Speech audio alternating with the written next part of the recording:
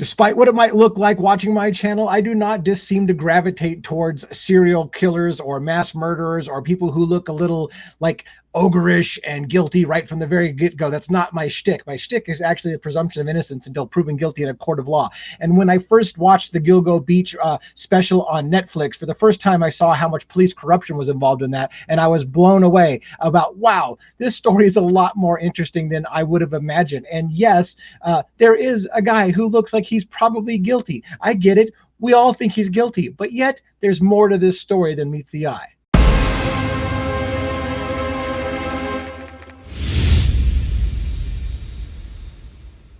Now, I know as much as anybody that the New York Post is a horrendous piece of to get your information. But I want to start here today because there was a hearing about DNA in the Rex Heuermann case. Rex Heuermann is on or about to face trial. He's going to start that trial, I believe, in 2026. So not this year, but next year is anticipated. But we're doing a bunch of evidentiary stuff in the court case. And I'm getting more intrigued as we go because of the Netflix special. Now, there's a Peacock special out there as well. A 3-part Peacock special, which I just found out about after today's hearing, and the New York Post. And yes, the New York Post sucks ass. Trust me, I don't trust the New York Post as far as I can throw them. But I do want to go ahead and highlight what was done today. And I didn't watch the court hearing, but I'm getting more and more interested in this case. And I'm going to start following it a little bit and see if you're interested or whether we have a following at all of the devil's advocates. Because again, my channel focuses on the presumption of innocence until proven guilty in a court of law. And if Rex Heuermann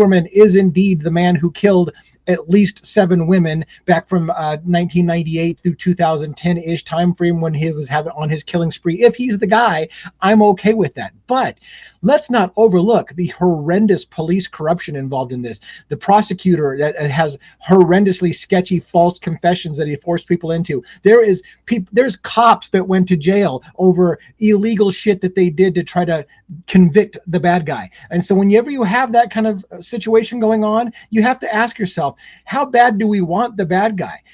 Are the cops themselves as bad as the bad guy? This case has grabbed my attention, and I hope it will grab yours too. So let's go ahead and take a look at what was in the news. And I'm going to go ahead and add this stuff. New York Post. Now, again, I'm going to tell you right off the bat, I don't trust the New York Post. So I don't need 47 comments in my thing about, oh my God, devil's advocates, you really believe the New York Post is a credible news source? No, I don't. But they're the ones that covered the main one that covered the story about the hearing today. And I'm just getting my feet wet. I want to get you a teaser. I want you to tell you, hey, I've got a couple of videos, by the way. I've got a new playlist on Devil's Advocates called The Gilgo Beach Murders. Follow that playlist if you're interested in this trial case. And then this is going to be now the third. It's been a while. It's been a hot minute since I did that take on the Netflix special. I'm going to start watching the Peacock special. I can say that again tonight. But I want you to focus on the New York Post and the evidentiary hearing that happened today. So Gilgo Beach murders tied to Rex Heuermann by unreliable DNA software that needed updates due to glitches, and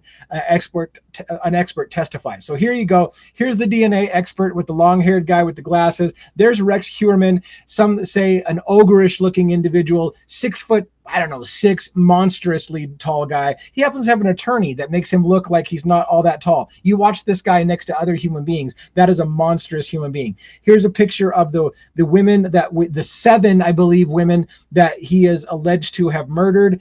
4 was originally in that Gilgo 4. You probably heard about that. Lots of people heard about the famous Gilgo 4. There were 4 women are found in a very narrow stretch of Gilgo Beach, I believe is where they were found. And then the search broadened, and they found more bodies, and they tied them all to Rex Heuermann by DNA evidence. It's a long story, but we're going to start diving into it, I believe, on this channel, unless you guys all tell me to pack sand and be like, devil's advocates, we can't stand the fact that you get behind every ogreish looking mass murderer. And again, I have no desire to try to get somebody off or tell you that you should feel sympathy for a serial killer or a mass murderer. But there are similarities between this case and Bryan Kohberger in Idaho 4, which is one of my hot cases. If you're not following my channel, I am all over the Idaho 4 case. I'll be going and attending that trial. But let's take a look now a little bit more at Rex Heuermann's case, because again, if you haven't seen the Netflix special, you need to. It's like a 3-part series. The first one was kind of boring, I'll admit, but the second one destroyed my life because I was like, oh my God, that story is going to be hot. And I don't know why I dropped it and put it away for a little bit. I think it was because I was hot and heavy on Luigi Mangione and Brian Koberger. But let's finish. You're waiting for me to finish. All right. Defense expert for accused serial killer Rex Heuermann said the DNA software used by prosecutors was faulty. That's the gist of this argument. There was an evidentiary hearing today fighting over the software that is used to link Rex Heuermann by hairs primarily to these 7 women that are featured here. The DNA software that linked Rex Heuermann to the Gilgo Beach murders was so glitchy that it was updated multiple times after it tied the accused serial killer to the grisly murders, a defense expert testified on Tuesday. Nathaniel Adams, that's this guy, I believe, right here, the long-haired guy with the glasses. Nathaniel Adams, a biotechnology expert for Heuermann's defense team, testified at a fiery court hearing that the IDB GEM, I don't know if that's the right way to pronounce that, program was prone to misreading genotype data that was used to link the suspected killer to 6 of the 7 sex workers butchered and dumped on Long Island over more than 30 years. Now, stop for a moment. DNA evidence is at the center of the Idaho 4 case, the alleged claim that Brian Koberger left DNA on a knife sheath, and how that was developed, how the DNA was developed is under hot debate. I have an attorney who comes on my show, or two, both Cynthia Thornton and Ali Benevento, defense attorneys who have come on and given their opinions. Ali Benevento in particular would tell you DNA evidence is horseshit. It's got all kinds of problems. It's highly sus, if you would say. And so the DNA evidence, we're gonna put this aside for a minute. I just want you to get interested in the case. Get your tongue, get your lips wet a little bit. See if it resonates with you at all. All right. So here's what we got. It's unreliable. Adams, the 27-year-old graduate student and systems engineer for forensic bioinformatics in Ohio, testified in Suffolk County Court. The software has been updated multiple times since the DNA in the case has been tested. So the argument here is, hey, your DNA testing software that places Rex Heuermann at these murder scenes is unreliable, is constantly undergoing updates, and that alone should be suspicious. That's basically the gist of it, of which the DA is going to fire back that this guy is not an expert. He shouldn't be allowed to even testify, is basically what the argument is for today. All right. So here by the way, you see, this is a picture of Rex Heuermann right there on the right in court with his lawyer, Michael Brown. So get used to these names because as we cover this story, and I think we're going to start covering this story, we'll see what the appetite's for it. If we do, these two guys are going to be household names by the end of next year. So let's watch these. He said that the expert that we're talking about said that the software bugs would require risk and hazard analysis to avoid a catastrophic failure that could lead to a miscarriage of justice. So again, if there is just DNA tying Rex Heuermann to the case, obviously it would be a problem. If it's DNA and a really good paper trail of other things, well, then that's a whole different story. Get interested in this case. It's going to be interesting, in my opinion. So Suffolk County District Attorney Ray Tierney, I think that's how you pronounce that, Tierney.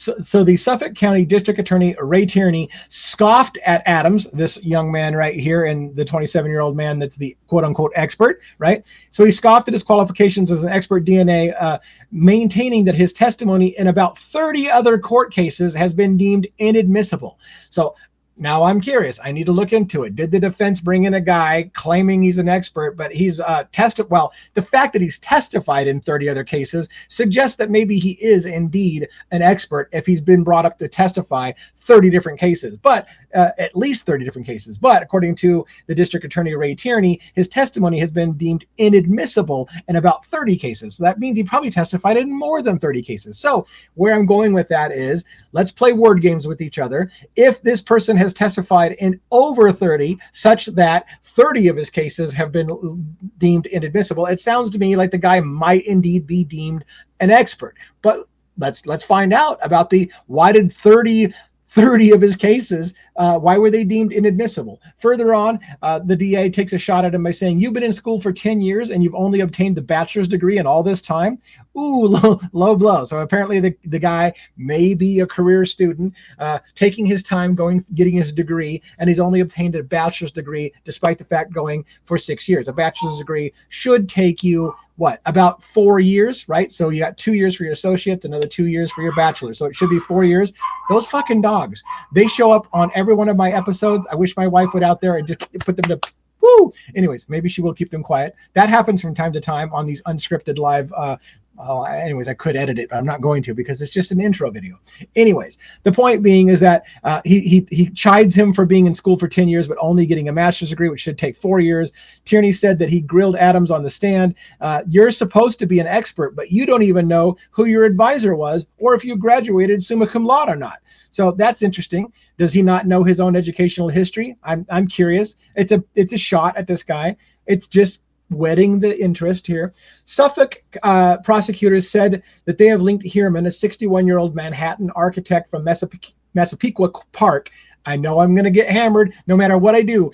Pronunciation is like the number one thing you guys love to kick the shit out of me on. If I pronounce it one way, tomato, here we go. Massapequa Park. That's the way I'm going to pronounce it today. Kick my ass if you're from New York and you think I'm wrong. It is what it is. Try to focus on the facts and not whether or not I pronounced Massapequa or Massapequa or whatever correctly. Let's just get Massapequa and just call it good. You know who I'm talking about. You know what I'm talking about. And I don't mean to be offensive to New Yorkers. So if I'm pronouncing it wrong, do politely tell me and I'll do my best to correct it. But I'm going to lose my ever-living shit if I correct it and then somebody tells me, oh my God, you can't pronounce it right. It's really pronounced this way. Then I'm just going to lose my shit and I'm going to rage and I'm going to throw the computer. All right. I do digress from time to time. They were all sex workers who disappeared between 1993 and 2010 and were later found along a desolate stretch of Long Island. That's about the sex workers. So there's 7, I believe, in total they're trying to charge him with, Rex Heuermann. The deaths of the victims, here they are. We should get to know their names. We're going to repeat them over and over as we get into this case. Valerie Mack, 24. Taylor, 20, Megan Waterman, 22, Melissa Barthélemy, 24, Maureen Bernard Barnes, 25, Sandra Castilla, age 28, and Amber Lynn Costello, age 27, remains unsolved until authorities reopened the case in 2022. So they just recently, a couple years ago, reopened the case. Rex Heuermann's the primary guy. They're going to put him on trial next year for the murders. The question is, did he do all 7 of them? We already saw, if you paid attention to the Gilgo Beach special on Netflix, there was potentially a multiple killers in the area of that stretch of Long Beach where multiple killers were dumping bodies. So are all the bodies his, all of bodies his, for example? So maybe at the end of the day, here's where it gets super complex for us in America. Maybe he's a killer, but is he a killer of all 7? And do you care at the end of the day? Because this is what I maintain in the Brian Kohberger situation.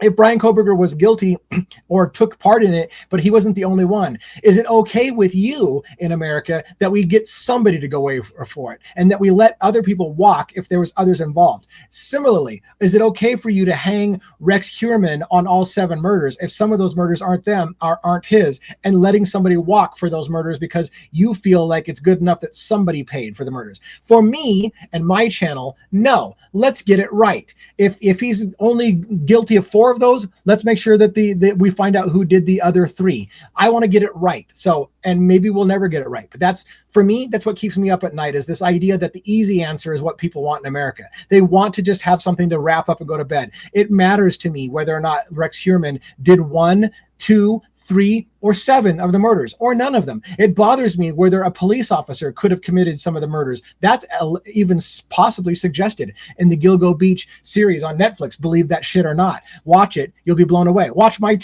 analysis of it. You'll be blown away. It's some good shit. Investigators matched some of the victims' DNA through links to Heuermann's wife, Asa Ellerup, and his adult daughter, Victoria Heuermann. Authorities said this is a picture right straight from like the Netflix special. Well, it's probably not from the special, but you see something just like this on the Netflix special of them searching his compound or his house. I call it a compound, but it's a house, and his basement. There's the DA, Ray Tierney. You're going to get to see his face a lot. Anyways, authorities have twice executed search warrants on Heuermann's home, combing through his property, digging up the backyard, and testing the basement gun bunker that prosecutors believe was a kill room. But they have not revealed finding any physical evidence. All they found was a bunch of guns in the quote-unquote kill room. So they have a suspicion that it's a kill room, but they haven't found, from what I understand to this day, they haven't found DNA of anybody being killed in the kill room that they suspect is a kill room. That's an interesting thing to put aside. Does it prove that he didn't kill anybody? No. This case is going to get deeper and deeper. We're just scratching the surface today. We're whetting our appetite for this case. Let's see where it goes. The DA did uncover a sick computer file. So This was allegedly in the possessions they took from Rex Heuermann, a sick computer file described as how-to record on some of the killings and notes that appeared to provide tips on how to improve the slayings. Once again, even if, let's play devil's advocates. Hey, that's the name of my channel, Devil's Advocates. Let's play devil's advocates. Even if Rex Heuermann did kill some of the victims and made notes on how to do it better, the question becomes, did Rex Heuermann kill all 7? Or is there even question about the notes that he had on his file in the first place? So those things often get a lot stranger when you start digging into it. So we'll pay attention to that. The high-profile serial murder case has captured the nation's imagination. That rings a bell, ding, ding, ding, ding, ding, for devil's advocates, right up my wheelhouse. It's a nationwide high-profile case in which multiple documentaries are coming out presuming this man to be guilty. God, that sounds familiar. Does that sound like Luigi Mangione in New York, one of my first cases I ever started following and I'm currently following? Does that sound like Brian Koberger in the Idaho 4, who's the alleged killer and had 4 or 5 documentaries now telling everybody in America how he's the killer and here's why he's the killer? Let's stop having documentaries in America telling us why a person's guilty before they have their first day in court. If you don't stop doing that, Devil's Advocate's going to be here to be like, hey, knock that shit off. Let me give you the counter position. I don't even care at the end of the day if you're right. Let's have a counter position because you're not doing your job. I'm going to help you keep your feet to the fire. Thank you.